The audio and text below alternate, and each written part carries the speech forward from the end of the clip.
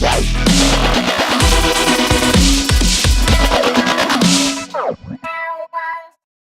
guys, our next guest is Jared Stout from Bobby Lawrence Karate in Saratoga, Utah. Mr. Stout, what kind of question you have for me today? So I just signed up 45 new students this month. What? And so we've got a lot of white belts, but we don't necessarily have a white belt class right now. Now let's stop. Okay. What marketing drove the sign up of 45 new students in 1 month? We actually, this month, we ran, or actually, it's our summer program, so 6 weeks for $69. Oh, that was your sales. So that was our sale. So that you was got our big 45. Okay, that's not new sign-ups. Okay. It isn't, it's not. Yeah. It's great. Congratulations, Yeah. good job. But now you got 45 super hot prospects that are at your school trying your program for 6 weeks. Yes, okay? yeah. Now, we're not going to discuss it because that's not what you're asking me. Maybe it is. Oh, okay. The important part is how you plan on converting those and what are you doing to get a high conversion ratio? That was that was going to be part of my question, because we were looking at it because now our classes have had a huge influx of students, and so we were thinking about introducing a white belt only class to help those students to be able to move into I wouldn't start a white belt only class unless for some reason you planned on always marketing 6 weeks for $69 forever. Okay. That's going to be your offer. So you're going to deviate from the 2-lesson trial program, and you're going to go, our standing offer from now on is we're going to first sell everybody 6 weeks for $69. Okay. If you're going to do that in the long term, then yeah, having a white belt class is probably important. If that was your summer special and you're going to go back to different systems after this special's over, I wouldn't start a white belt only class now, because they're already in there, they're already taking class. What I would be doing is thinking of how I'm going to convert these people to normal memberships as fast and as efficiently as possible. Yep. Okay. So then, what would probably be your biggest thing on that? Man, how long they been there? It's been a few weeks. Some of them signed up back in beginning of June. So they're coming up here pretty soon. They're ending, and we've already done. Well, if you ever do this in the future, I would sell them 6 weeks for $69. It is a good offer, especially for summertime. But I would still do a 2-lesson trial program, private lesson with every one of them. Oh, we did, yeah. And at the end of the second lesson, I would make them a special offer. I would basically say, listen, you guys are here for 6 weeks for the $69 offer, and that's a great special. But if you like what you've seen so far, I've got another offer that could even save you more money. If you guys like what you've seen in our first 2 private lessons, Billy, do you like class? Yes, sir. Billy, you want to become a black belt someday? Yes, sir. Great. If you like what you see, if you want to go ahead and sign Billy up today, our normal program at Bobby Lawrence Karate is a 12-month basic level program. We require $195 down off the total cost of that program. That is going to give you 12 monthly payments of $125 a month. If you like what you see, if you waive your 6 months and sign up, or 6 weeks and sign up today, this is what I'm going to do. I'm going to sign you up today on a 6-month trial program. So instead of 12 months, it's 6 months. We're going to waive the down payment of $195, saving you $200 today. And you know what? I'm going to go ahead and take $15 off your monthly rate. It's only 6 payments of $110 a month. Which one of these options are best for you? Yeah. So they either go ahead and take the 6 weeks for $69 and try it, or they sign up today and forgo. Yeah. And then you're basically giving them $195 off for the $69 payment that you made, and you sign them up immediately. If they say, which I think 80% will just go ahead and sign up, because I've seen your intro, I trained you in your intro. Yes. The ones that don't, and some parents just go, let's just try the 6 weeks. Maybe money was an issue, they didn't want to admit it, maybe they just want to see if their child likes it. Yeah. What I would do then at that point is I would go ahead and have them fill out the normal membership completely. Yep. Start the first date to be a month from now, the first billing date to be 1 month. So you're going to sign them up for a 6-month, 12-month program, but that first payment doesn't start for the first 6 weeks. Gotcha. You're going to go ahead and get their billing information. Yeah. So that they're already a member. The first 6 weeks is free. They can quit anytime in the first 6 weeks, but you've already technically signed them up. Yes. They have to come back and find you if they don't want to continue. Gotcha. Yep. Then you wouldn't have to deal with these 45 people again that you've done if you'd done them all that way. And out of 45, 30 of them would already be members by now. You'd have 15 that could quit within 6 weeks and give you a written notice if you want it, if they wanted to, and you wouldn't be dealing with this. Now, you didn't do that. So what you got to do at this point is you got to go back and do one-on-one meetings about 3 weeks in, Yep.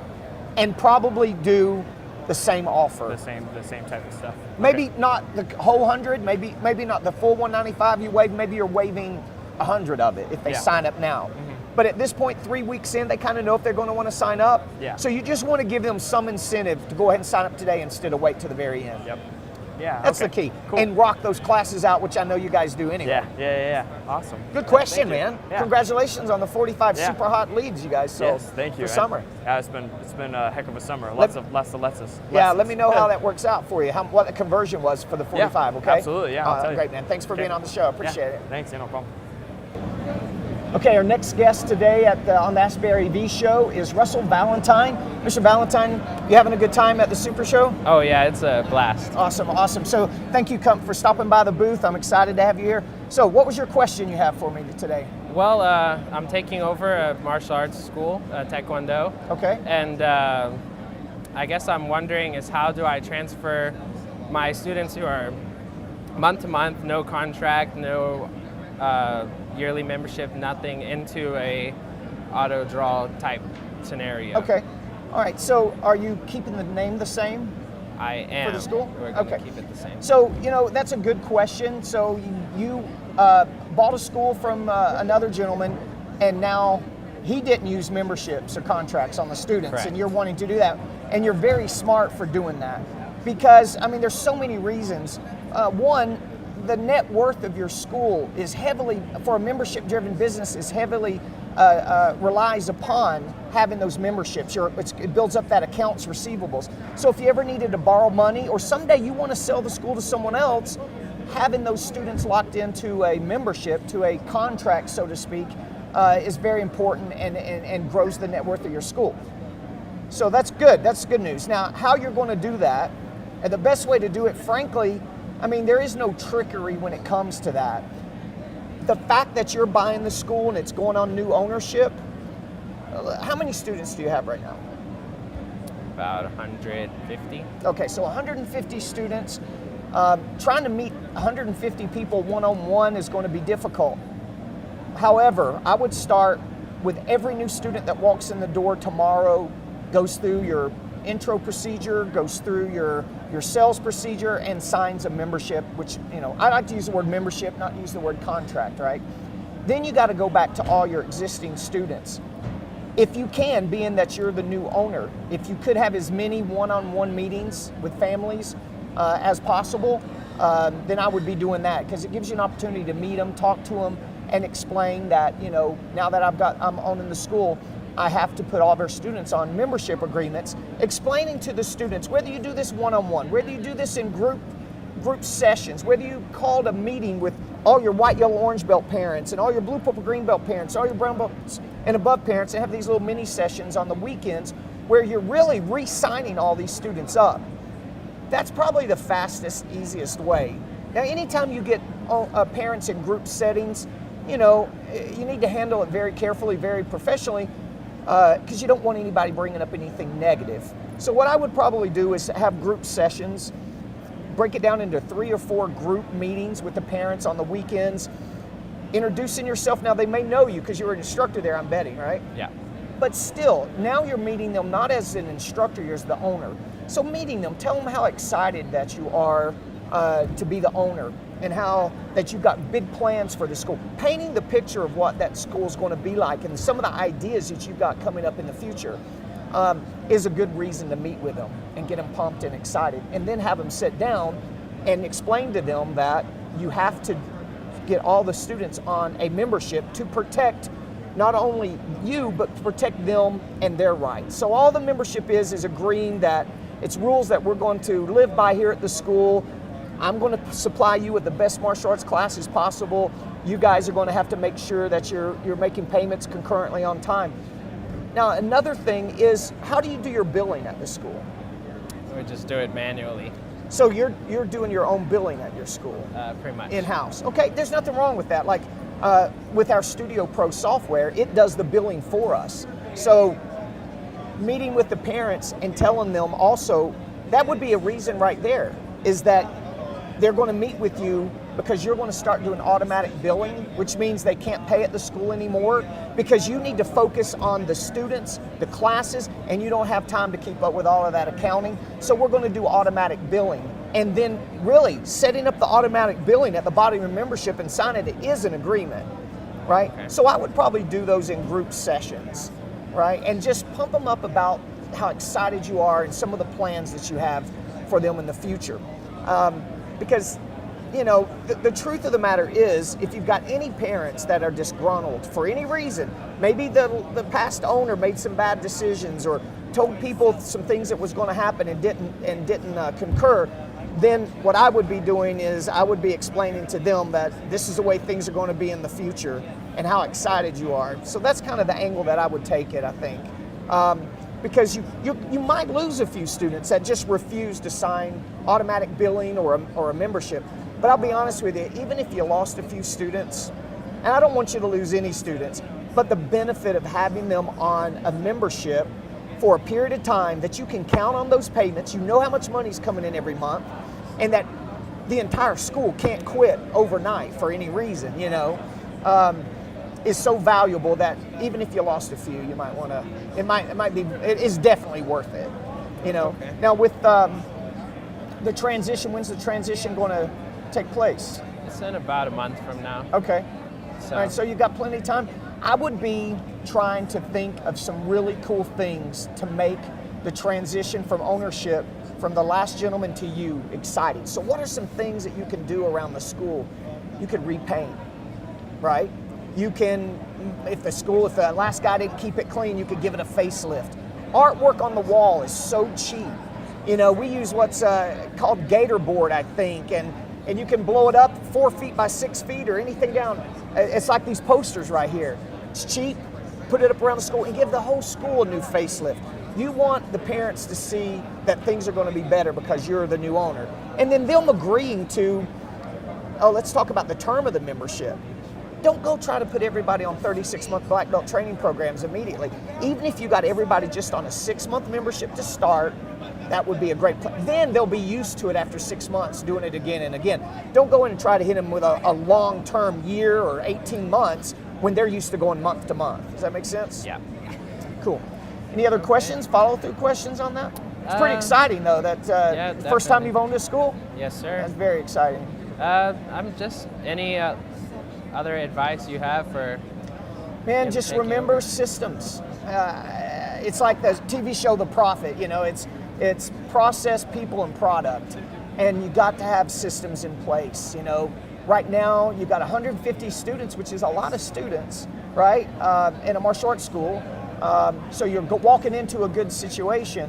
But if that last gentleman didn't have the systems or processes in place, I would start from how we answer the phone, how we do intros or the introductory experience to your sales process, to how classes are taught. And I would just make sure my entire school is systemized because now things are predictable. You can easily train other staff members than yourself. Are you going to have any staff members at this point? I do. Okay. So, and you may be really systemized, but that would be one thing that I would really be looking into. As a school owner, a couple other things. Make sure you got adequate insurance. Make sure that you do some things to protect your students, your staff, and yourself. Like, I'm an advocate of having cameras in a school that are recording and keeping that footage for 2 weeks to a month at a time. And even making sure your students, your staff are educated in relationships with their students, what type of relationships to have. All these things that really going to protect yourself and your student base. Because a lot of things happen in a martial arts school that can quickly cause problems if you haven't set that up. And I think cameras in a school is a great way. If nothing else, it's a training tool for you to watch classes and see how well things are. And you're here in Las Vegas, you could be on your phone looking at classes tonight, seeing how everything's running. And I hear there's some consulting people that are not for cameras because it undermines the relationship with you and your staff. But there's so many other benefits, reason to do things like that. So lots of different things to discuss when you're talking about. Make sure you're using accountants. right? Make sure everybody that's an employee is a W-2 and not a 1099, because there's really no contract labor in a martial arts school. You know, all of those types of things. It's a big learning curve for you, but hey, you always give me a call if you have any specific questions on anything. You know, with Premier Martial Arts, we're running 83 locations around the United States, England, and Canada. So we've seen it all and heard it all, you know, and I'll be glad to help you. And congratulations on your new adventure. It's going to be awesome. All right. Thank you very much. All right, thank you, bro. It. Hey guys, this is Barry Vanover. I'm with Carl Bockenberg. He's with Robert Austin's International Black Belt Academy in Fort Collins. Now, Carl, where have I met you before? Oh man, we met here last year at the SuperShow. If you guys haven't made it to SuperShow, you got to make it out here. It's a blast. You learn so much. But I met Mr. Vanover at the Instructor College last year. Oh yeah, that's right. I did the Instructor College. Yes. You guys, did you enjoy it? Yeah, our team did the Instructor College. Yeah, we took a lot away from that, went back and implemented it in our classes, and it's made a big difference. Awesome. So what do you want to talk about today? Oh man, I had a couple questions for you. I was scrolling through some of your videos and wanted to make sure that the questions I was asking weren't already answered. That's okay. Man, so retention. I have a retention question. So retention obviously goes from the time the student walks in the door to the time they leave class and out the door again. The overall experience. Exactly, the whole experience. So we do things like good job notes, we do mat chats, we do praise, correct, praise on the mat. We ask them when they're going to come back to class. But what are some commonly overlooked retention techniques that staff and instructors can miss? Well, one, just what you were speaking about, that class, every class a child attends has to be the most exciting part of their day. You know, like I mentioned in my speech yesterday, if at the end of classes, if parents are having to beg and pull their kids out of your school to go home, then that's a good thing. But if those students get up and everybody's jetting out of your school immediately like the place is on fire, you probably got a little bit of problem on the classroom floor. Absolutely. So the classroom floor has to be tight and exciting. The curriculum has to be done in a certain way. I was speaking to a gentleman yesterday, and his curriculum was so heavy that the kids were just having to memorize, and students, not just kids, there was just too much memorization. I mean, they memorize everything just in time to test on it, and they start memorizing a bunch of other stuff for another 3 months. There's never a time where the student gets to enjoy what they're learning and just practice and enjoy that level. So curriculum, maybe making sure it's not too heavy, making sure those classes are tight and exciting. Two things that every school should be doing is a very well ran, organized character development program where they huddle up those students and do those mat chats, and an awesome drill for skill program. Drill for skill is fun, exciting drills that, for me, teach the 6 qualities of a champion: speed, power, focus, intensity, accuracy, and excellence. Doesn't matter what style you learn. It's about an 8-minute segment of a class that's high energy and music, and you guys are calling the kids' names. So having those 2 parts, drill for skills and character development program inside your classes, it goes a long way and makes sure that class is exciting, fun, and emotional, right? And then no matter what curriculum, then if you've got good curriculum and you've got guys like you that are good speakers and you know how to build rapport, you know how to do anchors, you know how to switch the class into different class formations, well, now you're taking the class to another total level. And if the only thing I was going to add to that is 2 things. One, have a good referral program, because when your students have friends at the school, both tend to stay longer than if a student doesn't have friends at the martial arts school. And 2, track attendance and make those ever important attendance. Now it's attendance text to the parent or student, attendance emails, attendance phone calls. Never let a student go an entire week without hearing from you and your staff about, hey, we miss you, what's going on, when you coming back to class. So keeping up with attendance, following through with those, what we used to call missing in action calls. Oh yes. But now there's so many different ways to connect with them other than just a phone call. Absolutely. Awesome. Fantastic. No, that was a great answer. I appreciate it. All right, man. All right. Thank you for being on the show. Yeah, I appreciate it. Thank you for letting me be on the show. Awesome, It's huge. bro.